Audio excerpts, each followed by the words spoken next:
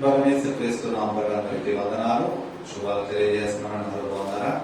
ప్రవహించిన కృపను బట్టి ఇంతవరకు దేవుని ఆరాధించడానికి, ఆయన మహిమపరచడానికి దేవుడు ఎంతో కృప చూపించున్నాడు.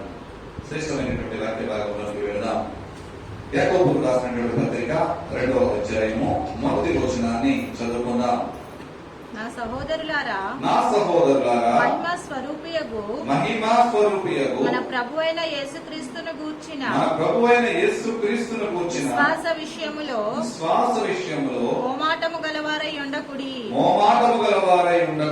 ప్రార్థన చేసుకుందాం. దేవాన్ని స్తోత్రములు తండ్రి, పరిశుద్ధుడా, మహోన్నతుడా, మహాగరుడా, మీకే వందనాలు, స్తోత్రములు చెల్లించుండగా చదవబడిన లేఖన భాగం బట్టి మీ పాదం మీదకి వచ్చున్నాం. కనికరించండి ప్రభు, కరుణించి ఆదరించండి నాయన.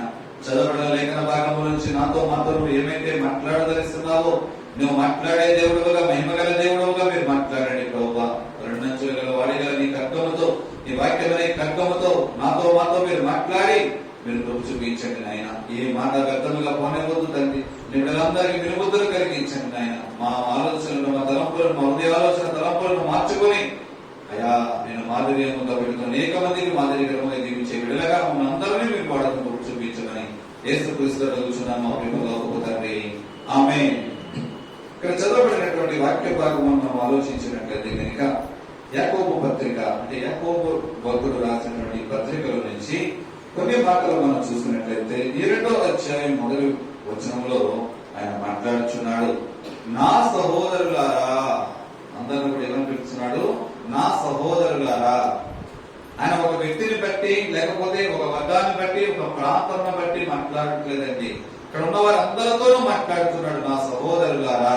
అంటే వాళ్ళకి యాకోబుకి ఉన్నటువంటి సంబంధం ఏంటి? రక్త సంబంధికులుగా ఏమైనా ఉన్నారా? వారి తోబట్టుకులు ఉన్నారా? వారి బంధుమిత్రాదులు ఉన్నారా? అంటే వారెవరూ కాదండి. ఎవరైనప్పటికైనా బయట వారిగానే ఉన్నారు. అయినప్పటికైనా వారందరినీ పిలుస్తున్నాడు కదా, నా సహోదరులారా, మహిమా స్వరూపియగు మన ప్రభువైన యేసుక్రీస్తును గూర్చిన విశ్వాస విషయంలో మోమాటము గల వారిగా ఉండకండి. అంటే మొహమాటము లేని వారిగా ఉండండి. ఏ విషయంలోనూ? విశ్వాస విషయంలో, మహిమా స్వరూపి అయినటువంటి దేవుని విషయంలో, మహిమా స్వరూపి అయినటువంటి దేవుని కూర్చిన విశ్వాస విషయంలో మీరు మొహమాటము గలవారై ఉండకుడి. దేవుని భక్తి విషయంలో మొహమాటము ఎంత మాత్రము కూడా కుదరదు. ఎవరైనప్పటికైనా, ఎటువంటి విశ్వాస అయినప్పటికైనా అవునంటే అవును, కాదంటే కాదు. దేవుని మందిరంలో వచ్చేటప్పుడు అందరము కూడా ఎవరి బిడ్డలమై ఉన్నాము అంటే కనుక ఆయన బిడ్డలయ్యే ఉన్నాము. అంటే దేవుని మందిరంలోనే ఆయన బిడ్డలమా, బయట దేవుని బిడ్డలమా కాదా అని ఒకవేళ మీరు అడగవచ్చు.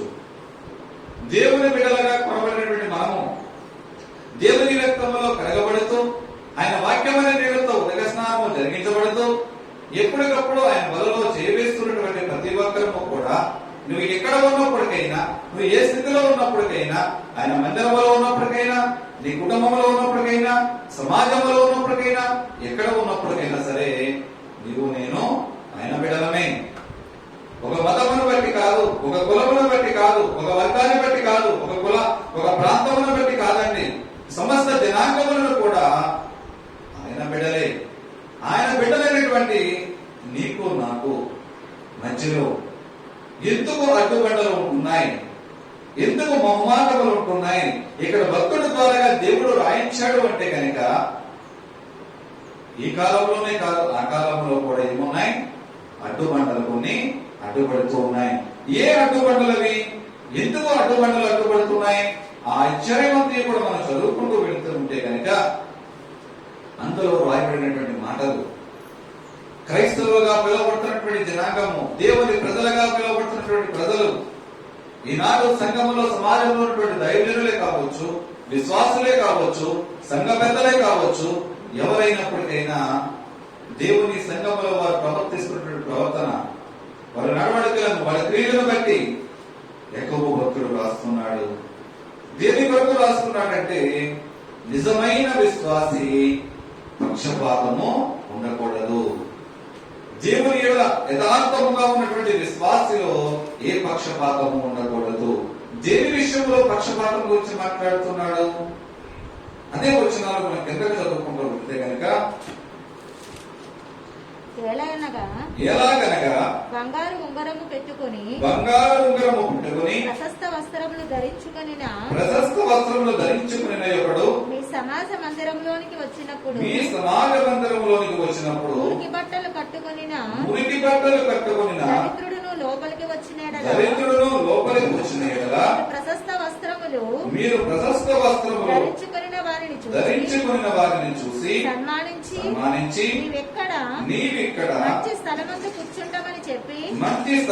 కూర్చుంటామని చెప్పి ఆ దరిద్రునితో నీవక్కడ నిలువుము లేక ఇక్కడ నా పాదపీఠమునకు దిగువన కూర్చుంటామని చెప్పిన ఎడల హల్లెలూయా. ఏం మాట్లాడుచున్నాడండి యాకోబు భక్తుడు? ఏం మాట్లాడుచున్నాడు అంటే ప్రజలు చేస్తున్నటువంటి మాటలను బట్టి, ప్రజల యొక్క హృదయ తలంపులను బట్టి, మనిషిలో ఉన్నటువంటి ఆలోచన విధానములను బట్టి ఇక్కడ మాట్లాడుచున్నారండి.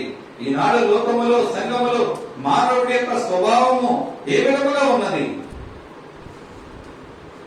ప్రసంగము జరుగుతూ ఉంది. ఎవరైనా మంచి వస్త్రములు, లేకపోతే పట్టు వస్త్రములు, లేకపోతే ఎవరైనా ఒక సూట్ వేసుకుని ఉంగరములతో, బ్రాస్లెట్ మంచి ఉన్నతంగా వచ్చి పెద్ద కాలంలో వచ్చి ఇక్కడ దిగారనుకోండి, ఏం చేస్తారండి? అందరూ కూడా ఇక వాక్య భాగము దాని అదే వెళ్ళిపోతూ ఉంటది. అందరి కళ్ళు అడ్డే ఉంటాయి. ఎదురు వెళ్లే వాళ్ళు ఎదురెళ్తూ ఉంటారు. తీసుకొచ్చి ఉన్నత స్థలంలో కూర్చోబెట్టే వారి ఏర్పాట్లు చేస్తూ ఉంటారు. ఎవరిని గౌరవిస్తున్నావు నీవు? మనిషిని గౌరవిస్తున్నావా? దేవుని వాక్యాన్ని గౌరవిస్తున్నావా? మనిషి తీసుకున్నటువంటి విలువ దేవుని వాక్యానికి ఇవ్వట్లేదు మనుషుడు. మన దేవుని వాక్యానికి ఇవ్వాల్సినటువంటి ప్రాధాన్యత మనుషునికి ఇస్తూ దిగజారిపోతున్నాడు ఆత్మీయతలో నరుడు. అదే స్థితిలో ఎవరైనా కడు పేదవాడు మంచి వస్త్రములు లేక, చిరిగిపోయిన వస్త్రములతో, లేకపోతే పాతగిలిన వస్త్రములతో రాలేక ఎవరైనా ఒకడు వస్తున్నాడు అనుకోండి, ఎవరైనా చూస్తారండి? ఎందుకు వస్తున్నాడా ఎవరైనా అనుకుంటారు తప్ప, వచ్చినప్పటికైనా, లోపలికి వచ్చినప్పటికైనా ముందు వచ్చినటువంటి ఉన్నత స్థితిలో ఉన్నవాడికి ఆహ్వానం పలికారే, ఈ లేని స్థితిలో ఉన్నవాడికి ఆహ్వానం పలుకుతున్నారా?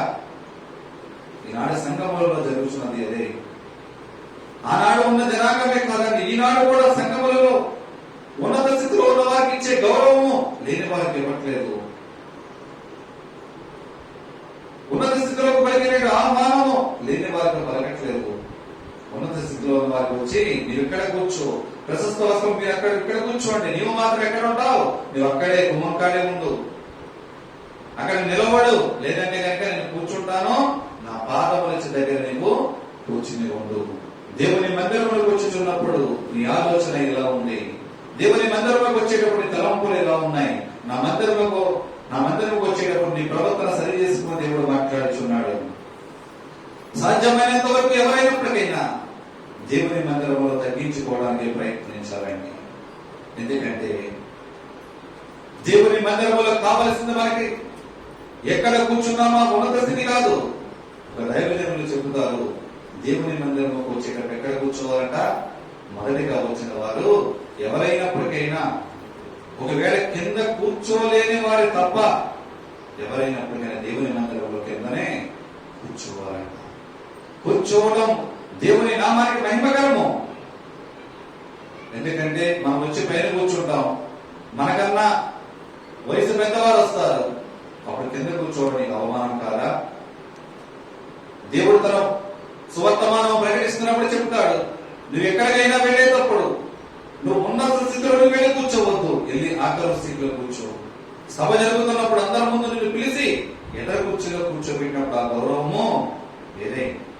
నీవే మొదటిగా వచ్చి ముందు సీట్లో కూర్చున్నప్పుడు, నీకన్నా ఉన్నతమైన వారు వచ్చినప్పుడు, అయ్యా మీరు లేచి అక్కడ కూర్చోండి అంటే నీ బలమేమైపు. స్వయాన యేసుక్రీస్తు వారు చెప్పిన మాట. ఈనాటి సంఘములో ఉన్నటువంటి గౌరవప్రదమైన మాటలు ఏ విధముగా ఉంటున్నాయి? ఈ లోకానికి ప్రభువు దేని కొరకు వచ్చాడు? ఈ లోకంలోకి ప్రభువు ఎటువంటి మాదిరికరమ జీవించడానికి వచ్చాడు? ఎందుకంటే ప్రభు యేసుక్రీస్తు ఆయన ఎవరి విషయంలో కూడా పక్షపాతం జీవించలేదండి. ఉన్నవారిని కానీ, లేని వారిని కానీ, ధనికుడిని కానీ, దరిద్రుడిని కానీ వర్గ భేదములని చూపించలేదు. ధనధాన్యములను బట్టి, భోగవాక్యములను బట్టి, ఉన్నత స్థితి లేని స్థితిని భేదము చూపించలేదండి. అందరూ ఒకటే, నీతిమంతుడు లేడు, ఒక్కడను లేడు, అందరూ త్రోవ తప్పి ఏకముగా పనికి మారిన వారేనని చెప్పి దేవుని వాక్యము సెలవిస్తూ ఉంది. ఎందుకంటే ప్రభు ఎప్పుడు కూడా అన్యాయముగా ఒకరిని సపోర్ట్ చేస్తూ, ఒకరిని ఉన్న స్థితిలో పెట్టాలని చెప్పి, ఒకరిని గౌరవిస్తూ మరొకరిని అవమానించే ఉద్దేశంలో దేవుడు లేడు. ఆయన ఎప్పుడు కూడా ఒక ప్రత్యేకమైన పాత్రగా ఉన్నాడు. ఒక మాదిరి కార్యాలను చూపించి వెళ్ళాడండి. మనందరికీ కూడా ఆయన విశ్వాసములుగా, ఆయనను చూసినటువంటి మనము ఆయన అనుకరించి ఆయన మార్గంలో నడిచే వారిగా ఉన్నామా? చూసి చూడనట్టుగా ఆ వాక్య భాగము చదువుకున్నది మనకి కాదు. ఎవరికి? ఇది మనకి కాదు. కొందరికి కొన్ని వాక్యాలు పట్టవంటి వంట పట్టవు. కొందరికి చూడండి తిన్న ఆహారము కొందరికి వంట పట్టదు. వైద్యుడి దగ్గరికి వెళ్ళామనుకోండి, కొన్ని అడుగుతాడు. ఏమడుగుతాడు?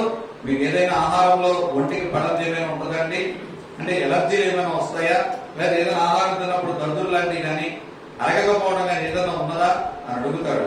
అడుగుతారంటే అడుగుతారు. అలాగే కొంతమంది వ్యక్తులకి కొన్ని వాక్యాలు వారికి పట్టవు. పట్టిన కాడి నుంచి మళ్ళీ శరీరంలో ఉన్నటువంటి దుమ్ము దుర్గొట్టుకోవాలి.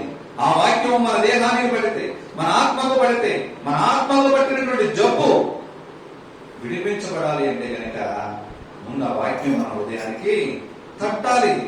హృదయంలో ఆ వాక్యం మన హృదయంలో నాటింపబడినప్పుడు ఏ వర్గ భేదములో అయితే, ఏ కుల జబ్బుతో అయితే మనం బ్రతుకుతున్నామో ఆ కుల జబ్బు అనేది మనలోంచి ముందుగా తీసి పారవేయబడుతుంది. మన రాష్ట్రంలోనే మరీ దారుణంగా కుల జబ్బులు.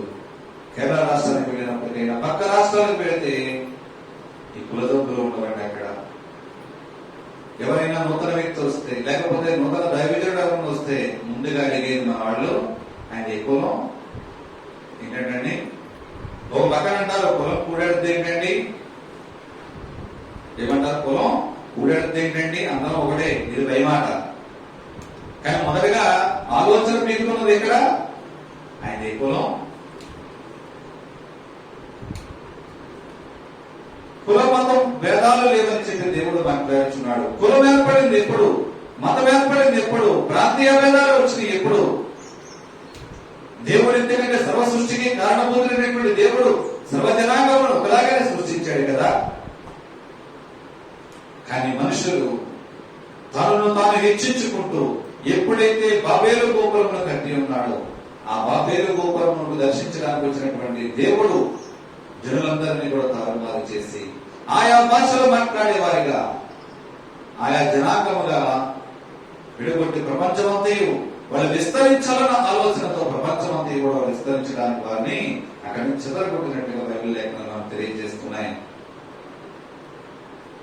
ఈ కులకట్టు పెట్టుకున్నది మానవుడు, ఈ ప్రాంతీయ భేదం పెట్టుకున్నది మానవుడు. ఎందుకంటే వాడు ఏ కులం వాడు అన్నప్పుడు ఆ కులం వాడిని మన దగ్గర పని చేయించుకోవడానికి మనమే చేసుకోవచ్చుగా పని. మన ఇంట్లో పని చేయడానికి వేరే కులం వాడు కావాలి, మన అన్ని పనులు చేయడానికి బయట కులం వాడు కావాలి. కానీ సహవాసంలో ఉన్నప్పుడు మాత్రం వాళ్ళు ఎలా ఉండాలి? అనగారిని కులం వాడు బయటగా ఉండాలి. ఇదాంటి న్యాయం క్రైస్తవుడుగా దేవుడు అందరినీ ఒకే విధముగా చూస్తున్నాడు. రోమిలు రాసినటువంటి పత్రిక 2వ అధ్యాయము 11వ వచనాన్ని చదువుకుందాం.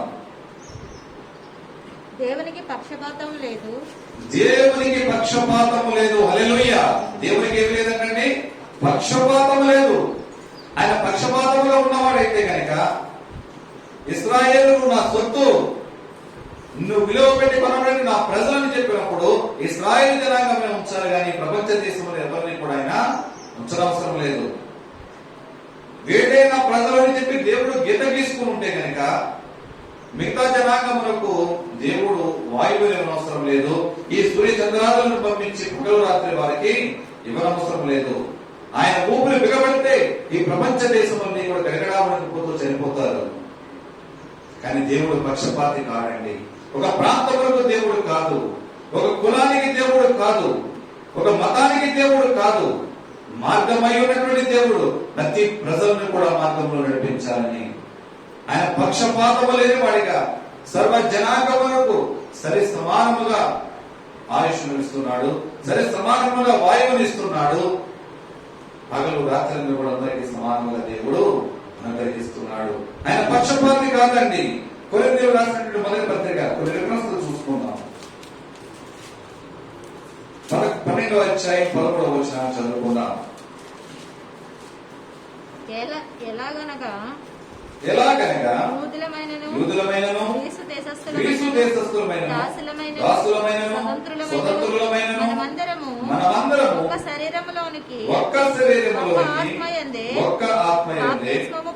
బాప్తిస్మము పొందితిమి. మనమందరము ఒక ఆత్మను పానము చేసిన వారమైతే హల్లెలూయా. మనందరం కూడా ఒక్కటే. యూదుడే కావచ్చు, గ్రీసు దేశస్థుడే కావచ్చు, ఎవరైనప్పటికైనా మనందరము కూడా ఒక్కటే. ఏ భేదము లేదు. ప్రతి ఒక్కరము కూడా దేవుని మనుషులుగా ఉన్న వారమే. దేవుడే మాట్లాడుచున్నప్పుడు నీకు నాకు ఎందుకు వర్గభేదము? ఎఫెసీ పత్రిక 6వ అధ్యాయం 9వ వచనాన్ని చదువుకుందాం. ఎఫెసీ పత్రిక 6వ అధ్యాయం 9వ వచనం. యజమానులారా మీకును వారికి సమానుడైన వాడు పరలోకమందున్నాడనియు ఆయనకు పక్షపాతము లేదనియు ఎరిగిన వారై వారిని బెదిరించుట మాని ఆ ప్రకారమే వారి ఎడల ప్రవర్తించు. హల్లెలూయా. ఎందుకంటే ఎదవారిని బెదిరించడం కాదండి. కొందరు బెదిరించి సంఘాలకు లాక్కుంటారు, కొందరు బెదిరించి క్రైస్తవులను నడిపిస్తున్నారన్న మాటలు వినబడుతూ ఉంటాయి. కానీ నీకు వారికి కూడా యజమానుడు ఒక్కడే. ఆయన పరలోకమందున్నటువంటి యజమానుడు. ఆయన ఎదిగినటువంటి నీవు ఎదటి వారికి తీర్పు ఎలా తీరుస్తావు? ఎందుకంటే నీకు ధనం ఉండొచ్చు, భోగభాగ్యములు అందచందములు ఉండొచ్చు, ఎదటి వాడు లేనివాడై ఉండొచ్చు. అయినప్పటికైనా ఇద్దరికి న్యాయాధిపతి ఒక్కడే, ఇద్దరికి యజమానుడు ఒక్కడే, ఇద్దరికి న్యాయము తీర్చువాడు ఆయనే. బెదిరించి ఎన్నాళ్ళు నీవు ధనము సంపాదించుకుంటావు, బెదిరించి ఎన్నాళ్ళు నీవు ఆస్తిని కూడగట్టుకుంటావు, బెదిరించి ఎన్నాళ్ళు నీవు నీ ఆధిపత్యమును పెంచుకుంటావని చెప్పి ఎఫెసీ పత్రికలో మాట్లాడుచున్నాడు అపోస్తలుడైన పౌలు గారు. అది బెదిరించడానికి అధికారం ఇవ్వలేదు. నీకు ఆయనకి కూడా ఒకడే యజమానుడు. ఆ యజమానుడు ఎక్కడ ఉన్నాడంటే పరలోకమందు ఉన్నాడు. ఆ పరలోకమందు ఉన్నటువంటి యజమానుడికి ఎటువంటి పక్షపాతము లేదు. ఈనాడు సమాజంలో కూడా చూడండి, ఉన్నవారంటే ఒకలా చూస్తారు. ఒకే కుటుంబంలో ఉన్నటువంటి అన్నదమ్ములు కావచ్చు, అక్కజనులు కావచ్చు, తోడికోడళ్ళు కావచ్చు, ఎవరైనప్పటికైనా సరే ఒక స్థితిలో ఉన్న వారిని ఒకలా చూస్తారు. ఒకవేళ ఉద్యోగం చేస్తున్న వారిని ఒకలా చూస్తారు, వ్యవసాయం చేస్తున్న వారిని ఒకలా చూస్తారు, ఇంటి పనులు చేసుకునే వారిని ఒకలా చూస్తారు, లోకములో సంపాదించే వారిని ఒకలాగా చూస్తూ ఉంటారు. అంటే ఎక్కడ తారతమ్యము? ఒక క్రైస్తవులుగా ఉన్నటువంటి నీకు నాకు దేవుని వాక్యము నేర్పించుతున్నటువంటి పద్ధతి అదేనా? దేవుని వాక్యంలో నుంచి మార్పు చెంది మారు మనసు పొంది రక్షణ అనుభవానికి నడిపించబడుతున్నటువంటి నీవు నేను నేర్చుకున్నది అదే నేర్చుకున్నామా? దేవుడు పక్షపాతి కాదు. ఆయన స్వారూప్యం పొందినటువంటి నీవు ఎందుకు పక్షపాతిగా ఉంటున్నావు అని చెప్పి ఇక్కడ అపోస్తలుడైన పౌలు గారు మాట్లాడుచున్నాడు. ఇరువురికి కూడా యజమానుడు పరలోకమందున్నాడే. మీ ఇరువురికి సమన్యాయము తీర్చే యజమానుడు పరలోకమందుండి పక్షపాతము లేని వాడిగా మిమ్మల్ని చూస్తున్నప్పుడు మీరు ఒకరంటే ఒకరికి ఎందుకు పక్షపాతము? ఒకరంటే ఒకరికి మీకు ఎందుకు అసూయ? అదే మాట్లాడుచున్నాడండి. తిమోతి రాసినటువంటి మొదటి పత్రిక 5వ అధ్యాయము 21వ వచనాన్ని చదువుకుందాం. తిమోతి రాసినటువంటి మొదటి పత్రిక 5వ అధ్యాయం 21వ వచనం. విరోధి బుద్ధితోనైనను పక్షపాతముతోనైనను ఏది చేయక నేను చెప్పిన ఈ సంగతులను గైకొనవలనని దేవుని ఎదుటను క్రీస్తు యేసు ఎదుటను ఏర్పరచబడిన దేవదూతల ఎదుటను నీకు కోరుచున్నాను. హల్లెలూయా. పక్షపాతము లేని వారిగా నీవు ఉండాలని చెప్పి తిమోతితో మాట్లాడుచున్నాడు. విరోధ బుద్ధితో నేను, పక్షపాతముతో నేను ఏది చేయక, నువ్వు లోపల ఒకటి ఉంచుకుని బయట వేరేది మాట్లాడుతూ, కొందరు చూడండి లోపల ఒకటి ఉంటారు, ఎదురుకుండా ఉన్నప్పుడు ఎంత నవ్వుతూ మాట్లాడతారో. ఆ వ్యక్తి పక్కకు వెళ్ళిన తర్వాత ఇది నాకు చేసింది గుర్తులేదా, ఈవిడికి ఇలాగే జరగాలి, ఇలాగే జరగాలి, అటువంటి పక్షపాత బుద్ధి నీకు వద్దని చెప్పి మాట్లాడుతున్నాడు. అటువంటి పక్షపాత బుద్ధి లేకుండా నిన్ను నువ్వు కాపాడుకో. దేవుని ఎరుకను, క్రీస్తు యేసు ఎరుకను, సంఘం ఎరుకను నీకు ఆనబెట్టుచున్నాను, నీకు ఆజ్ఞాపిస్తున్నాను. అపోస్తలుడైన పౌలు గారు తిమోతితో మాట్లాడుతున్నాడు, తన ప్రియ కుమారుడైనటువంటి తిమోతితో, తిమోతి నువ్వెక్కడ కూడా విరోధ బుద్ధి నీలో పెట్టుకోవద్దు, పక్షపాత ఆలోచన నీలో పెట్టుకోవద్దు. నా ప్రియ సంఘముగా, దేవుని బిడ్డలుగా నీవు నేను ఎటువంటి బుద్ధి గల వారిగా జీవిస్తున్నాము? విరోధ బుద్ధులతో జీవిస్తున్నామా? పక్షపాత ధోరణితో ఒకరిని ఒకలాగా ప్రేమించే ఉద్దేశం గల వారిగా మనం జీవిస్తూ ఉన్నామేమో. ఒకవేళ నచ్చితే నచ్చినట్టు, నచ్చకపోతే అక్కడతో దాన్ని విరమించుకోవాలి తప్ప విమర్శించడానికి నీకు నాకు దేవుడు అవకాశం ఇవ్వలేదండి. ఎదుటి వ్యక్తి ఎవరైనప్పటికైనా సరే, అది ఉన్నవారే కావచ్చు, లేని వారే కావచ్చు, ఆడవారే కావచ్చు, మగవారే కావచ్చు. కొంతమంది వ్యక్తులకైతే దాసులని గాని, సేవకులని గాని, సంఘమని గాని తేడా ఉండదు. ఎవరినైనప్పటికైనా ఒకే విధముగా విమర్శిస్తూనే ఉంటారు. ఎన్ని రోజులు ఆ తప్పు నోటుతో దేవుని నువ్వు ఆరాధన చేస్తూ ఉంటావు.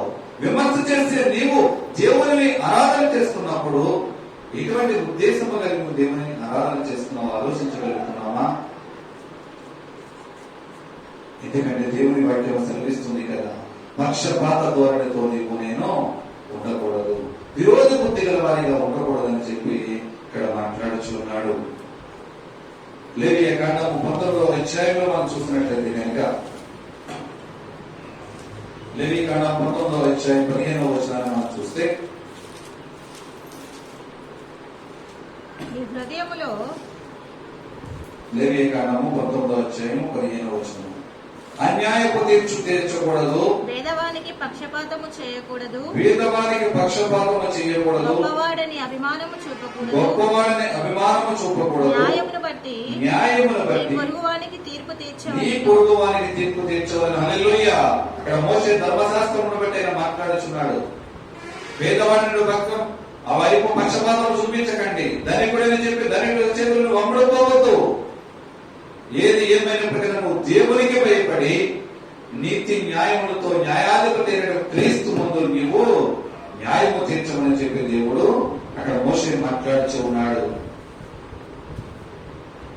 న్యాయ సభలో నిలబెట్టినప్పుడు అనేక మంది అబద్ధ సాక్ష్యములు చెబుతూ ఉంటారు, అనేక మంది అబద్ధ సాక్ష్యములు చెబుతూ ఉంటారు. వాటి నుండి వారికి శ్రమ. న్యాయ తీర్పులో దేవుని యొక్క న్యాయపీఠం ముందు నిలబడినప్పుడు న్యాయ తీర్పులోకి శిక్ష అనుభవించక తప్పదు. ఏ విధమైనటువంటి తీర్పులో ఉండాలనుకుంటున్నావు? దేవుని న్యాయపీఠం మీద ఒకవేళ నువ్వు తీర్పులు నిలబడితే నీ గమ్యస్థానం ఎక్కడికి వెళుతుందో ఆలోచించగలుగుతున్నావా? నువ్వు దేవుని మందిరంలో నిలబడినప్పుడు ఉన్నవారిని ఒకలాగా, లేని వారిని ఒకలాగా చూస్తున్నప్పుడు నిన్ను న్యాయపీఠం మీద నిలబెట్టేవాడు ఎవడంటే ఉన్నవాడిని నిలబెడుతూ ఉంటాడు. లోకములు నిన్ను అవమానించింది ఎవరంటే కనుక ఉన్నవారిని నిన్ను అవమానపరుస్తారు. పేదవాడిని అవమానపరచడానికి ధైర్యం చెయ్యడు. పేదవాడు దేవుని విధేయత కలిగి భయభక్తులు కలిగి జీవిస్తూ ఉంటాడు.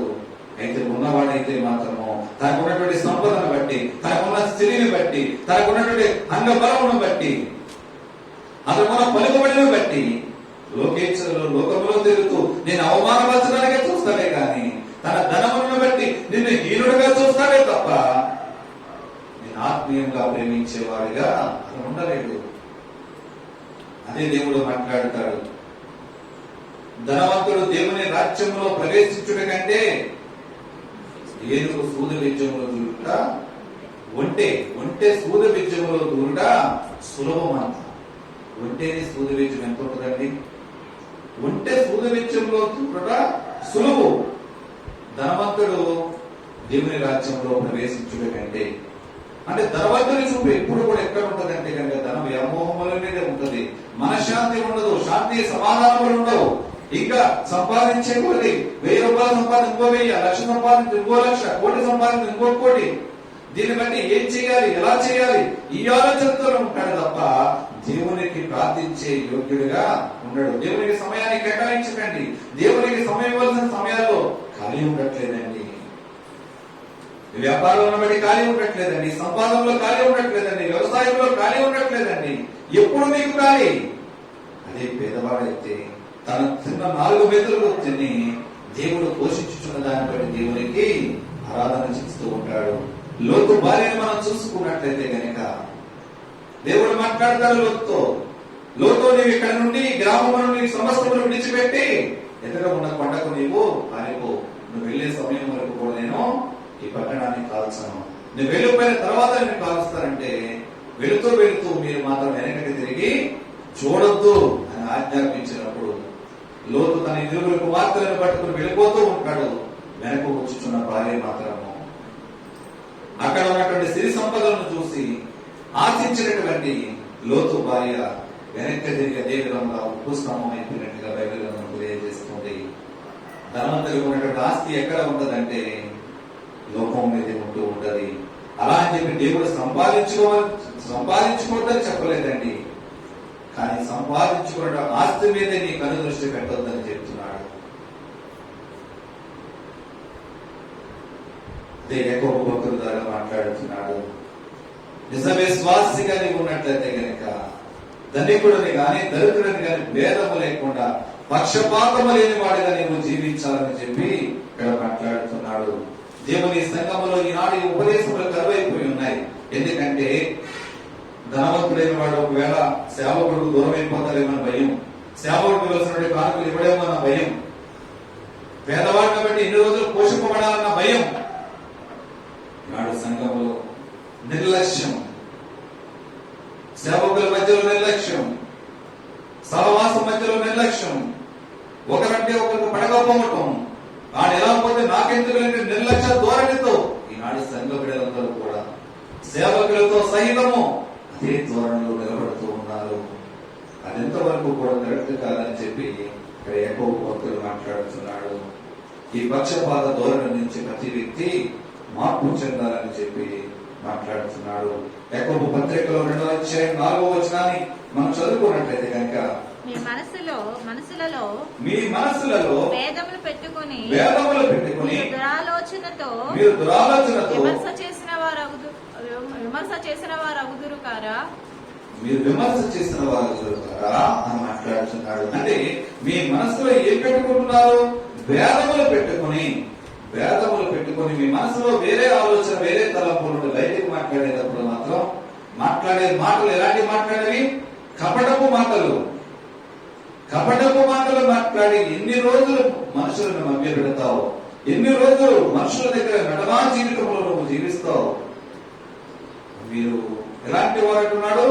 విమర్శ చేసిన వారు ద్వారా నీ ఉదయంలో మనసు కపటముతో పెట్టుకుని మాట్లాడితే ఎదరవారిని విమర్శించినట్లు కాదా? అదే మాట్లాడుచున్నాడండి. నీవు నేను ఉన్న ఆలోచనలు ఏ ఆలోచన కలిగి మనం జీవిస్తున్నాం. ఫిలిప్పీ పత్రిక 2వ అధ్యాయం 3వ వచనం మనం చూసినట్లయితే కనుక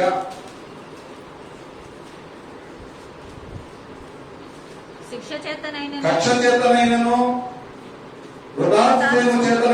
ఏమీ చేయక వినయమైన మనస్సు గలవారై ఒకరినొకడు తనకంటే యోగ్యుడని ఎంచుచు. హల్లెలూయా. కక్ష చేత మీరు ఉండొద్దు. కక్ష చేత ఉండాలని దేవుడు కోరుకోవట్లేదండి. ఒకరికొకరు యోగ్యుడు, నాకంటే ఆయన యోగ్యుడు, నేను ఇక్కడ ఉంచోవడానికి కూడా పాత్రని కాదు, నాకంటే యోగ్యుడు, అతనే యోగ్యుడు అని ఒకరికొకరు మనము చేసుకోవాలని మాట్లాడుతున్నాడు. అంటే యోగ్యుడిగా ఒకరికొకరు యోగ్యుడిగా ఎంచుకోవాలని మాట్లాడుతున్నాడు. ఈనాడు ఎవరు అలా ఎంచుకుంటున్నారు? నాకేం తక్కువ అండి, నేను ఆడికంటే ఏం తక్కువ, ఆమె కంటే ఏమి తక్కువ, నేను భక్తి విషయంలో తక్కువ, పాటలు ఇచ్చే విషయంలో తక్కువ, పాటలు పాడే విషయంలో తక్కువ, ప్రార్థన చేసే విషయంలో తక్కువ, ఏ విషయంలో నేను తీసుకుపోతాను? ఒకరి మనసులో ఒకరికి ఈ చాడిజంగా పెరిగిపోతుంది తప్ప ఎదరవారిని గౌరవించే, ఎదరవారిని యోగ్యులుగా ఉన్నతముగా చూసుకునేటువంటి ఆలోచన ఏ వ్యక్తిలోనూ కూడా ఉన్నట్లేదని చెప్పి బైబిల్ గ్రంథం తెలియజేస్తుంది. రోమీయులు రాసినటువంటి పత్రిక 12వ అధ్యాయము 10వ వచనం కూడా ఒకసారి చూద్దాం. 12వ అధ్యాయము 10వ వచనం.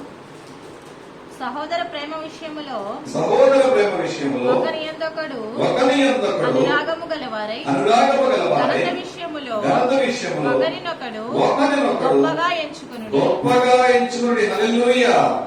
సహోదరుల ప్రేమ విషయంలో ఒకరి యందొకడు అనురాగము గలవారై ఉండాలి. ఘనత విషయంలో ఎలా ఉండాలంటే ఒకరినొకడు గొప్పగా ఎంచుకోవాలి. ఘనత విషయంలో ఎందుకంటే ఎంత ఉన్నత స్థితిలో ఉండొచ్చు, ఒక ధనధాన్యముల విషయంలో ఒకరు తోగొచ్చు, ఒక తోగకపోవచ్చు. అయినప్పటికైనా ఉన్నవాడు లేనివాడిని చూసి ఏమనుకోవాలంట? ఆస్తిపాస్తులు ఉన్నవాడు తన లేమిలో చూస్తే అతను అతిశయించుకోవాలి, లేనివాడు తనకు ఉన్నదాన్ని చూసి అతను అతిశయించుకోవాలని చెప్పి మాట్లాడుతున్నాడు. ఒకరి ఎడల ఒకరు మాత్రం ఎలా జీవించాలి? ప్రేమానురాగములతో జీవించాలి. ఒకరొకరు ప్రేమానురాగాలతో మాట్లాడుకుంటే ఎవరు తీసుకుపోతారండి? అంటే మీరు ప్రేమానురాగాలతో మాట్లాడిన మీ ఆస్తులకి ఒక పట్టుకెళ్ళిపోతారా? ప్రేమ గల మాటల ద్వారాగా, దయగల మాటల ద్వారాగా ఒకరిని ఒకరు ఆదరించుకోవాలని చెప్పి మాట్లాడుచున్నాడు. మనుషులుగా నీవు నేను పైరూపం చూసి మాట్లాడుతూ ఉంటామండి, కానీ దేవుడు పైరూపం చూసేవాడు కాదు, హృదయాంతరంగంలో చూసే దేవుడు. ఎందుకంటే సమూయేలు మొదటి గ్రంథము 16వ వచనంలో మాట్లాడుతూ ఉంటాడు సమూయేలుతో, సమూయేలు నీవు పైరూపమును చూడవద్దు, నువ్వు నేను పైరూపం లక్ష్య పెట్టే దేవుడు కాదు, ఇతను నేను ఎన్నుకోలేదు, ఇతను పక్కకు తోసే, నేను హృదయాంతరమును చూసే దేవుడను. హృదయాంతరంగములో ఎవరైతే నిష్పక్షపాతముగా ఉంటున్నారో, విశ్వాస విషయంలో ఎవరైతే మొహమాటమైన వారిగా ఉంటున్నారో వారిని నేను లక్ష్య పెడుతున్నాను. సమూయేలు నీవు పైరూపమును లక్ష్య పెట్టవద్దు, పైరూపము చూసి మోసపోవద్దు, లోకమనే అందచందములు చూసి మోసపోవద్దు, లోకమనే ధనధాన్యములను చూసి మోసపోవద్దు. హృదయాంతరములలో నిజమైన విశ్వాసి అయితే కనుక భక్తి విషయంలో మొహమాటము లేకుండా, ధనికుడిని గాని దరిద్రుడిని గాని పక్షపాతము చూపించకుండా ఒకరి ఎడల ఒకరు యోగ్యత ఇచ్చుకుంటూ ముందుకు కొనసాగాలని చెప్పి దేవుడు మాట్లాడుతున్నాడు. నా ప్రియ సహోదరి సహోదరుడిగా నీవు నేను దేవుని సంఘంలో నాటబడినటువంటి మనం, ఆయన ద్రాక్షాతోటలో ఒక మొక్కవలే ఉన్నటువంటి నీవు నేను ఏ విధముగా జీవిస్తున్నాం? ఆయన మధ్య రావడంలో ప్రభువు వారిని చూపించినటువంటి మాదిరి ఆయన పక్షపాతము లేని వాడిగా ఉన్నాడు. ఆయన భేదములను కనికరించడానికి వచ్చాడు, బంధింపబడిన వారికి విడుదల కలిగించడానికి వచ్చాడు, నలిగిన వారిని లేవనెత్తడానికి వచ్చాడు, గుడ్డి వారిని రోగులను స్వస్థపరచడానికి లోకానికి వచ్చాడు, పేదలకు సువర్తమానము ప్రకటించడానికి ఈ లోకంలో వచ్చాడు. దేని కొరకు పేదలకు సువర్తమానం కొరకు వచ్చాడు ఆయన?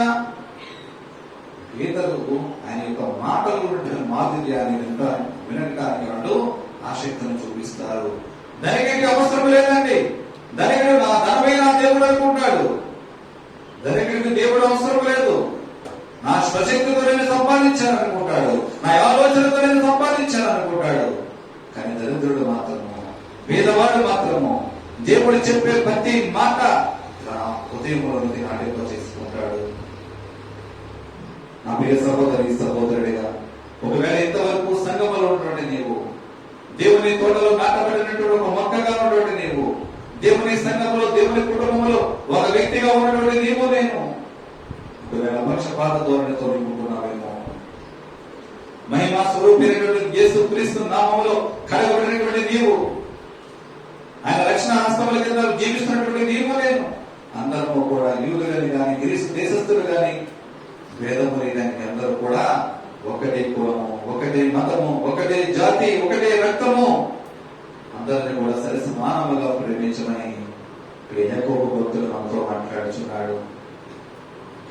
ఎందుకంటే ఈ లోకంలో పేదవారిని కూడా నా జనులుగానే నేను నియమించుకున్నాను, పేదవారిని కూడా నా ప్రజలుగా నేను ఎన్నుకున్నాను, వారిని కొట్టివేయడానికి నీకు అధికారం ఎవరిచ్చాడని చెప్పి దేవుడు నేను అడిగితే ఏమైపోతావు దేవుడు నేను ఆలోచించగలుగుదామండి.